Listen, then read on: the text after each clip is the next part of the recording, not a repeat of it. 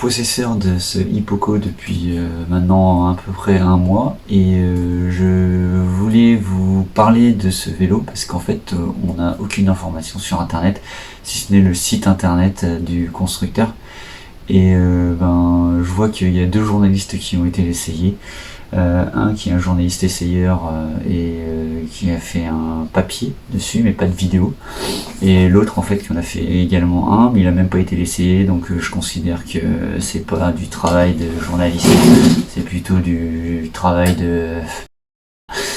Donc je vous présente ce vélo et je tiens à vous signaler que je ne suis pas youtubeur, je ne le serai jamais, mais je trouve que c'est dommage de devoir d'avoir autant de difficultés à trouver des informations et de se faire un avis sur un produit. C'est pour ça que maintenant que j'en suis le propriétaire, je voulais informer ceux qui envisageraient peut-être d'acheter ce vélo. Voilà, on est parti.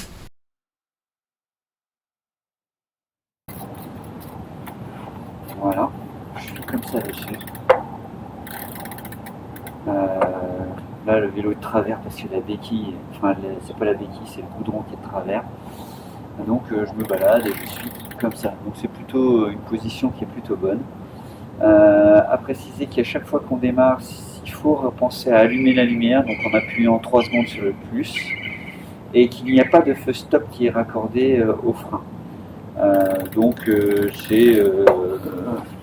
C'est pas grave, c'est pas obligatoire. Et ça me dérange pas plus que ça, tant qu'il y a un feu de position qui indique ma position. On est des cyclistes, des gens qui savent qu'il n'y a pas forcément un feu stop sur les vélos, donc du coup c'est bien, mais s'il n'y est pas, c'est pas très très grave.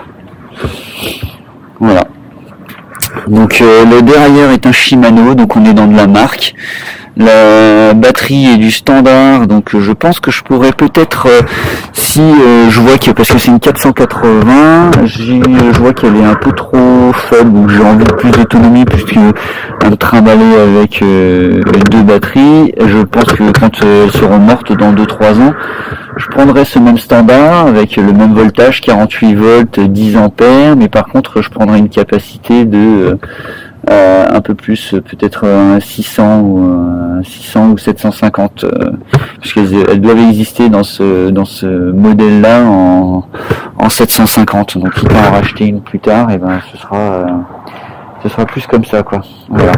Je sais pas ce que vous en pensez, mais moi je le trouve très très beau. Le SAV, je tiens à préciser un truc, le SAV est super. Les Nathan et Clément sont 2 personnes qui sont, je pense qu'elles sont vraiment passionnées par ce qu'elles font. C'est quelque chose qui les intéresse, leur marque, le développement de cette marque Hippoco. Ils se lancent dans une aventure et ils sont vraiment taquets. Et donc on a un SAV qui est présent. Quand on leur envoie des photos pour leur montrer la configuration, on se rend compte qu'en fait ils nous partagent les photos d'autres personnes qui ont acheté l'Hippoco et qui eux-mêmes ont fait une configuration différente, avec des idées différentes, et eux partagent en fait ça en fonction de nos conversations, qui nous permettent d'avoir une interactivité et de se donner des idées, et c'est cool. Voilà, par exemple, moi je leur ai appris que la couleur de ce vélo était couleur lit de vin, parce que ma femme est prof d'art plastique, et donc du coup il était aux anges de connaître le vrai nom de cette couleur, et il trouvait que ça lui allait très bien. Voilà, la finition aussi on peut voir, mais bon, la finition, moi je suis quelqu'un qui m'en fout un petit peu. Donc c'est un châssis en alu 60-61 qui est avec une peinture mate et qui est très très jolie. Finition, moi je trouve que ça reste quand même quelque chose de bien fini. Donc les soudures, on n'allait pas s'amuser à les poncer, on n'est pas là pour... c'est quand même un vélo, je vous rappelle, à 2400 €, donc c'est vraiment pas cher. Et c'est un vélo qui est robuste quand même. Vous avez en fait des jantes qui sont renforcées, des rayons qui sont apparemment solides, des tailles de roues qui sont vraiment conséquentes. Il y en a qui ont baissé la pression des pneus arrière du vélo pour que c'est un meilleur amorti pour les enfants. Donc ça apparemment ça pose un des questions aux utilisateurs de ce vélo. Et je m'en pose aussi également parce qu'il reste quand même assez rêche. Donc vous pouvez baisser un petit peu la pression des pneus qui est d'origine entre 2,9 et 3 bars. Donc on est sur du pneu qui est quand même avec une structure assez solide. On peut voir d'ailleurs que c'est des pneus un peu de moto, un pneu de pluie, c'est des pneus qu'on pourrait retrouver sur des 50 cm3 ou des peut-être même des 125, je sais pas. Donc il y a les réflecteurs, il y a un feu qui s'allume quand on décide de mettre les lumières. Et voilà, donc et c'est parti. Donc si je laisse la béquille comme ça, vous voyez, c'est très violent. Du coup, quand je la lève, je tiens un peu l'avant. Et quand je la relève aussi, je lève l'avant pour éviter que ça rebondisse de trop. Et maintenant, on est parti. Départ gâchette.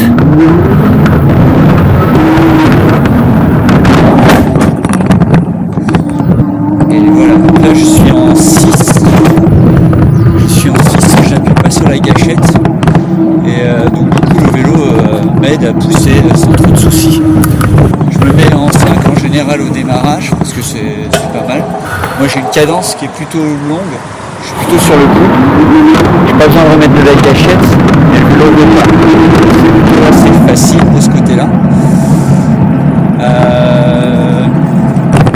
Et si je mets un petit coup de pouce, là par exemple je suis à 16, 17, je peux continuer de me donner un petit peu plus fort, mais je peux aussi m'aider de la gâchette qui lui va me pousser un petit peu au cul. Voilà, sans forcer, du coup je vais avancer un peu les vitesses, je me mets en 7, et comme ça, voilà, j'ai pas besoin d'être sur la gâchette. Quand je pédale, je donne une petite avancée qui est suffisante pour que le moteur m'aide. Donc je joue beaucoup finalement avec les vitesses. Et dès que voilà, je repars, ça repart direct. Sans trop de soucis. Niveau 5. Là je suis à 22. Allez. Je me mets en 6 pour les vitesses. 23, 24, 24,6 et 4,6. Vous voyez, on arrive assez facilement au 25 sans forcer. Et le vélo est vraiment top de ce côté-là. Les freins hydrauliques. Voilà, vous avez entendu. Ils sont assez bruyants, on les entend vraiment serrer puissamment sur les disques. Donc c'est vraiment des freins très sécurisants. Le vélo par contre n'est pas du tout amorti. Ça veut dire que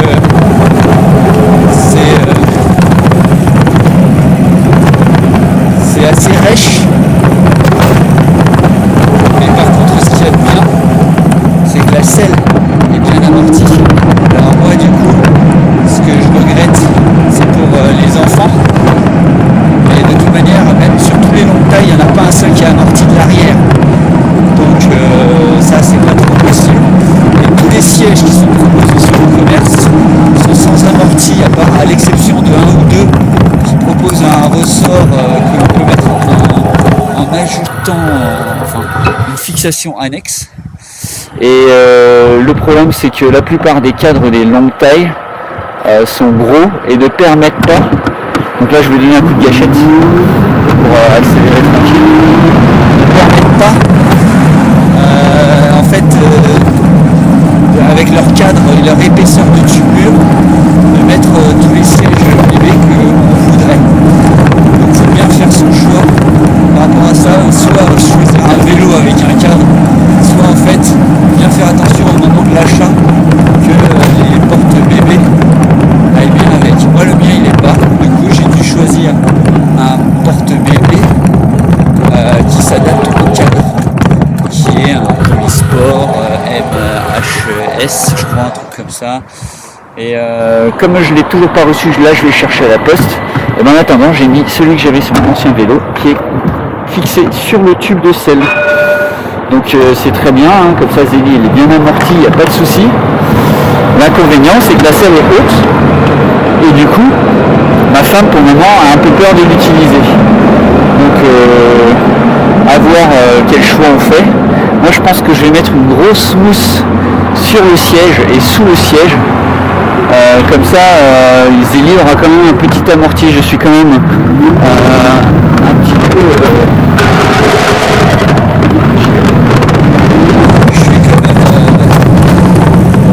à me poser des questions sur ces sièges bébés qui n'ont pas d'amorti.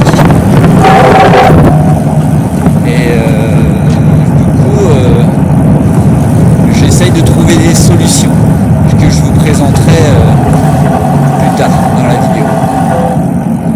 On arrive au poste.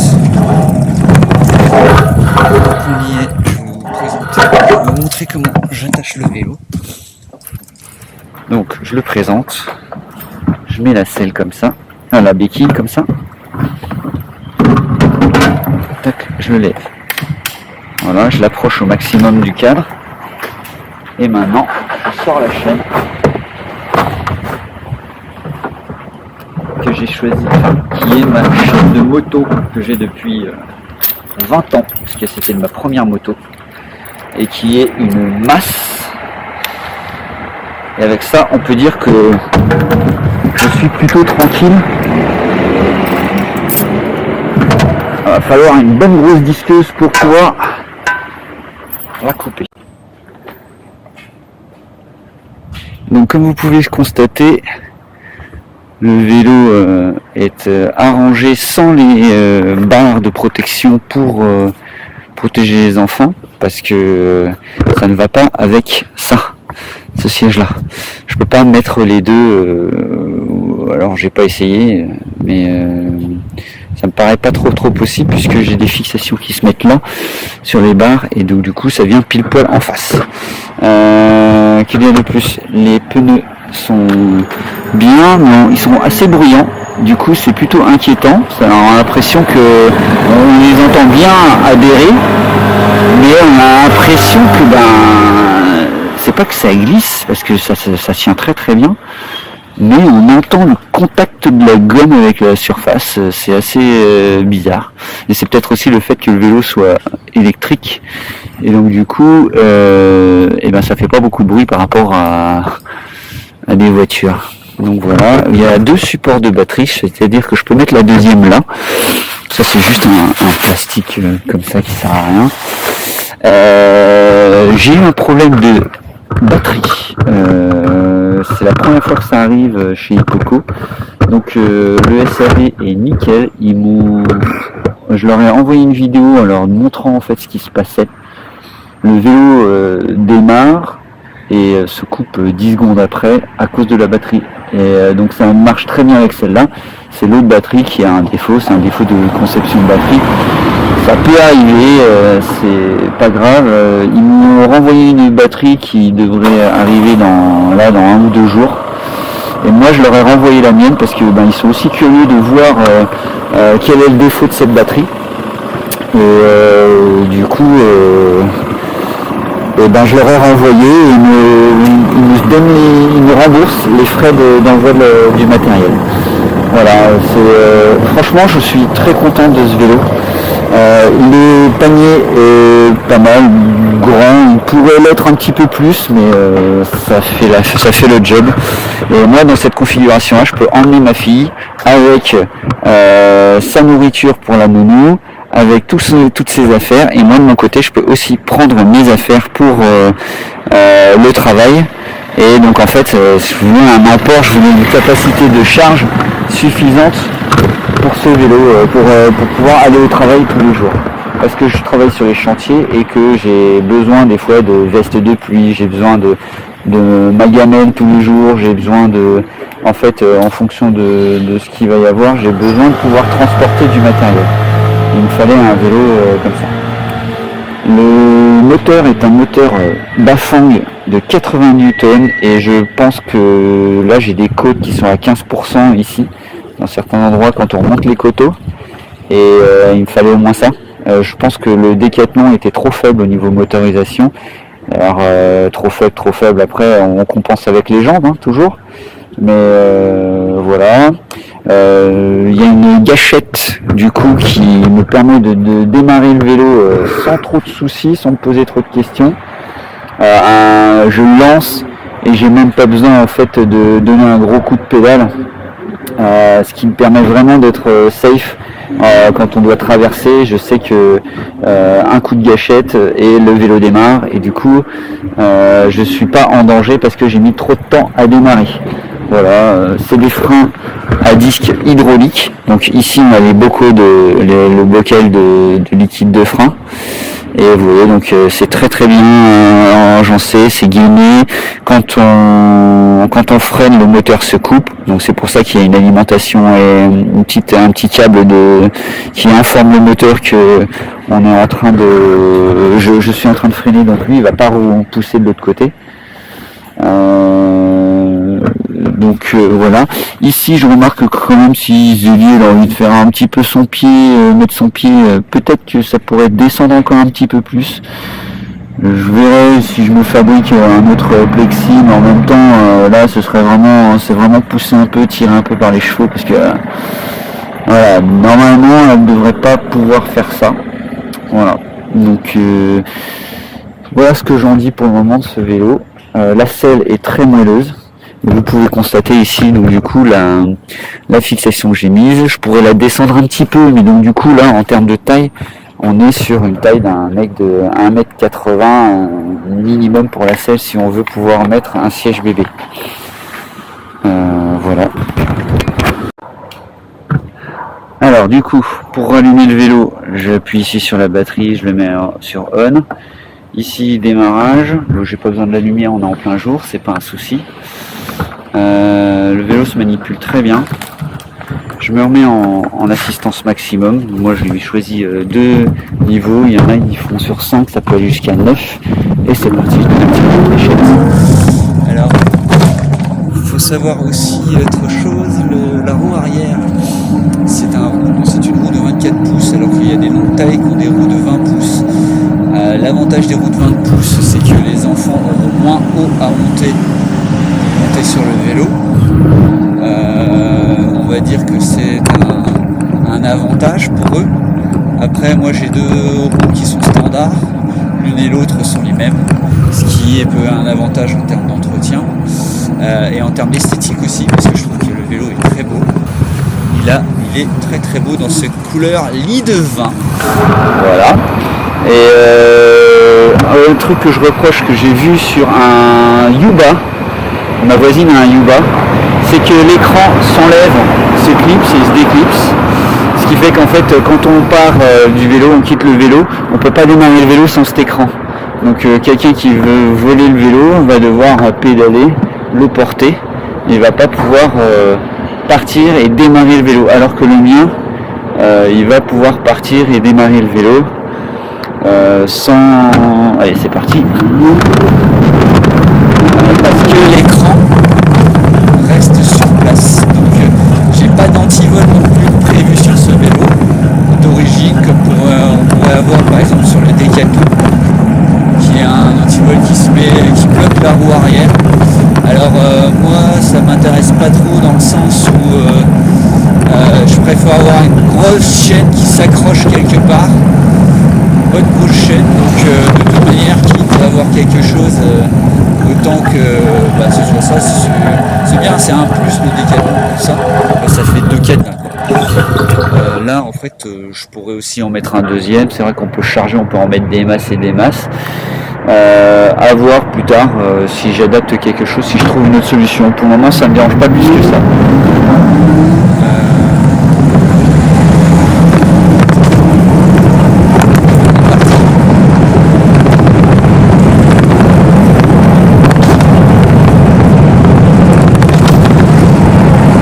On arrive très facilement à 25 km/h. C'est vraiment pas un souci. Priorité à droite, on donne un coup de gâchette, accélération, c'est parfait.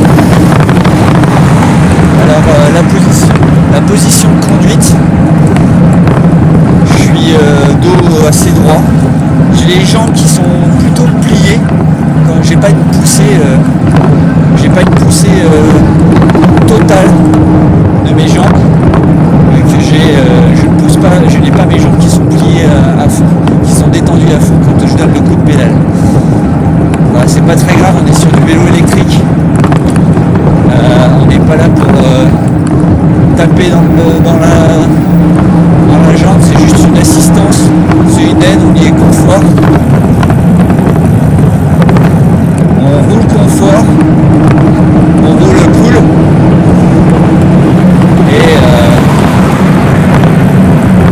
Et on prend du plaisir à simplement se balader. Voilà. Je trouve que c'est un beau vélo qui a un prix canon et qui est livré de options. C'est-à-dire j'ai les barres qui sont fournies avec. J'ai deux petits sièges pour transporter nos enfants à partir du moment où ils peuvent se tenir tout seuls. Et donc tout ça c'est fourni avec le vélo. J'ai deux batteries, un chargeur, j'ai une autonomie d'à peu près 40 km en utilisation sur chaque batterie, sur une batterie. Ça veut dire que je fais facile 80 km si j'emporte les deux batteries. Et ça c'est vérifié parce que je l'ai fait. J'ai fait une batterie complète, j'étais à 40. J'ai fait 40 km avec, j'étais pas au bout. Donc 40 km ça feront les doigts dans le nez, 80 km ça feront les doigts dans le nez. À la maison. Voilà. Je mets la béquille. Vous pouvez le voir, par contre la béquille, c'est un vélo qui est quand même assez lourd à manipuler, mais tous les longues tailles sont comme ça. La béquille est plutôt violente. Je préfère tenir le vélo quand il y a Zélie dessus, comme ça elle saute pas. Voilà. Donc là on peut constater que le vélo de nuit éclaire plutôt pas trop mal. Par contre ce que vous pouvez constater c'est qu'au centre vous avez une espèce de carré noir où il n'y a pas d'éclairage. Donc en fait vous êtes bien éclairé à la base du vélo sur on va dire 4 premiers mètres. Après il y a un vide et après vous avez un gros éclairage devant. En fait en soi ça gêne pas énormément. J'ai pas l'impression que pour moi ça est trop dérangé. Non, ça m'a pas gêné plus que ça. Et à l'arrière on a un éclairage qui est assez puissant et assez visible. Donc il n'y a pas de souci là-dessus. Je pense que le vélo est plutôt pas trop mal de ce côté-là. Pour l'allumer et pour l'éteindre, il faut appuyer sur le plus. On va pas le voir là, mais un appui long de 3 secondes et puis voilà. Alors d'origine, le vélo est fourni avec les barres et les sièges pour pouvoir transporter de grands enfants. Sur l'arrière du vélo avec les marches, j'ai aucune option à rajouter. Le vélo est fourni comme ça et on peut l'utiliser avec plein d'options, sans option. En fait il est tout fourni, il n'y a rien à dire.